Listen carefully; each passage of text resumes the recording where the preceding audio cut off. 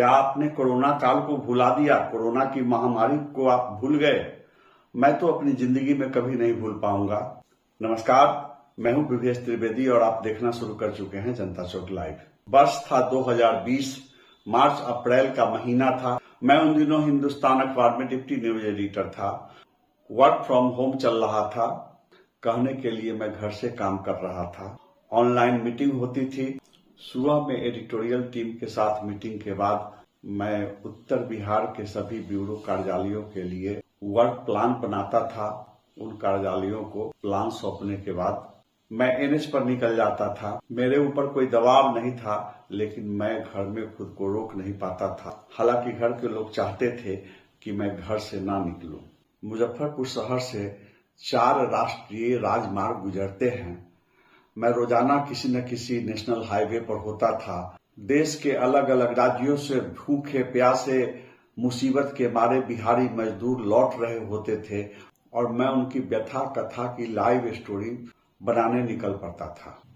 अब आपको स्क्रीन पर कुछ तस्वीरें दिखेंगी। ये तस्वीरें मार्च अप्रैल 2020 की हैं। ट्रकों का ये काफिला NH 122 पर मुजफ्फरपुर से समस्तीपुर बरौनी की ओर बढ़ रहा है। पहले यह NH 28 कहलाता था। एक दिन मैं जैसे ही NH 122 पर कच्ची पक्की चौक के सामने पहुंचा तो लखनऊ से गोरखपुर मुजफ्फरपुर होते हुए ट्रकों का काफिला बरौनी की ओर बढ़ रहा था। जब मैं इन तस्वीरों की कहानी याद दिलाऊंगा तो आपका दिल दहल जाएगा। ये हाईवे मुजफ्फरपुर को बरौनी के रास्ते कोलकाता शहर से जोड़ता है और पूर्वी बिहार से जोड़ता है। खगड़िया मानसी के रास्ते दूसरी सड़क पूर्वी बिहार की ओर चली जाती है। इन ट्रकों पर अनाज की बोरियां नहीं लदी थी। इन ट्रकों पर किसी कारखाने के उत्पाद नहीं लदे थे, बल्कि जानवर की तरह प्रवासी बिहारी मजदूर सफर कर रहे थे। मजदूरों की सुरक्षा के लिए ट्रकों को तिरपाल से ढक दिया गया था ताकि रास्ते में पुलिस वाले उनकी पिटाई नहीं करें। भूखे प्यासे मजदूर सूरत से आ रहे थे, दिल्ली से आ रहे थे। आपको याद होगा कि दिल्ली में, मुंबई में और गुजरात में कल कारखाने बंद कर दिए गए थे और बिहारी मजदूरों के रोजी रोटी पर आफत आ गई थी। न तो कंपनी वालों ने और न ही वहां की सरकारों ने बिहारी मजदूरों के भोजन पानी की व्यवस्था की थी। खाने के लाले पड़ रहे थे। मजदूर बिहार लौटना चाहते थे, लेकिन ट्रेनें बंद थी। सड़क परिवहन भी बंद कर दिया गया था। तब बिहारी मजदूर साइकिल से पैदल बिहार की ओर भागना शुरू किए। रास्ते में उन्हें लूटा जाता था, पुलिस उनकी पिटाई करती थी और खाने के लिए कहीं कुछ नहीं मिलता था। कुछ मजदूर कीमती सामान बेचकर, मोबाइल बेचकर ट्रक भाड़ा की व्यवस्था किए थे, जबकि बहुत सारे ऐसे मजदूर भी ट्रकों से आ रहे थे जिनके परिजनों ने बिहार से उनके लिए पैसा भेजा था। मजदूर सामूहिक रूप से पैसे इकट्ठा कर ट्रक भाड़ा करते थे और जब वे ट्रक से बिहार के लिए रवाना होते थे तो रास्ते में पुलिस पिटाई करती थी। और कई बार तो ऐसा होता था कि ट्रक चालक मजदूरों से भाड़ा वसूल कर उत्तर प्रदेश की सीमा तक आते आते उन्हें सड़क किनारे उतार कर भाग जाते थे। रास्ते में मजदूरों को खाना तो नहीं मिलता था, उल्टे पुलिस की लाठी खानी पड़ती थी और जो मजदूर किस्मत वाले होते थे उन्हें ट्रक चालक बिहार में उनके जिले तक पहुंचा देते थे। अपमानित होकर भूखे प्यासे पैदल कई दिनों की यात्रा के बाद बिहार पहुंचने वाले मजदूर कहते थे, कसम खाते थे कि अब वे जिंदगी में दोबारा परदेश नहीं जाएंगे, अपने गांव में ही, अपने राज्य में ही कमाएंगे खाएंगे। लेकिन दुर्भाग्य कहिए या त्रासदी, कोरोना संकट टलते ही बिहारी मजदूर एक बार फिर से दूसरे राज्यों के लिए पलायन करते चले गए। आखिर बिहारी मजदूर कड़वे अनुभवों को भुलाकर, जान जोखिम में डालकर फिर से दूसरे राज्यों के लिए पलायन क्यों किए? उनकी मजबूरी क्या थी? इसका जवाब जानना है तो आपको पूछना पड़ेगा कि क्या बिहार की सरकार ने या केंद्र की सरकार ने पिछले 5 सालों में बिहार में रोजी रोजगार की कोई ठोस व्यवस्था की? बिहार में कहीं कल कारखाने लगे? केंद्र की सरकार ने या बिहार की सरकार ने बिहार में रोजी रोजगार के अवसर पैदा करने के लिए कभी कोई विशेष बैठक की? रोजी रोटी की व्यवस्था की जा सकी?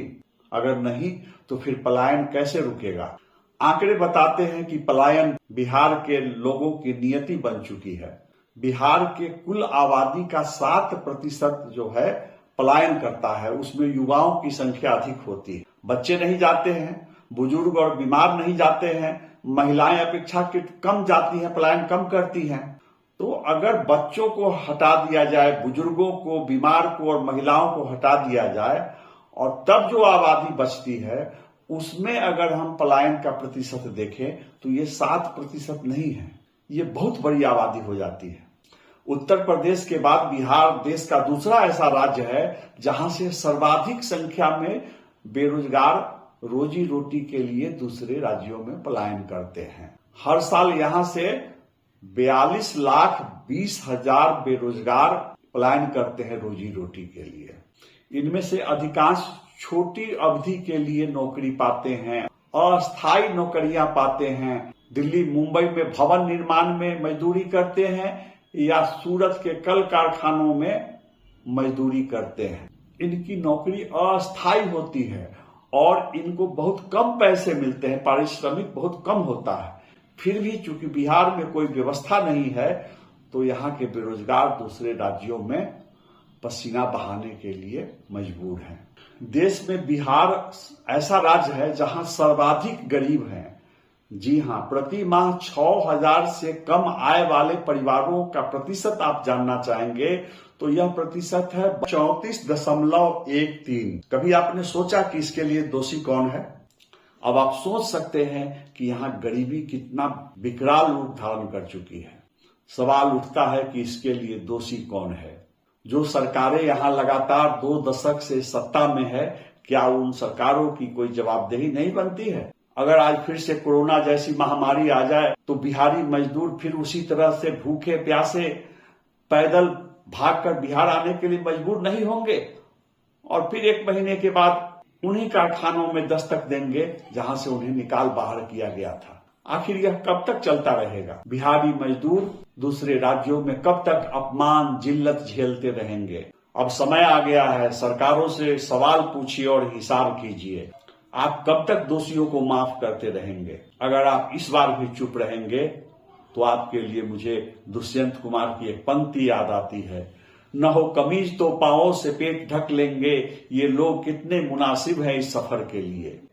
नमस्कार।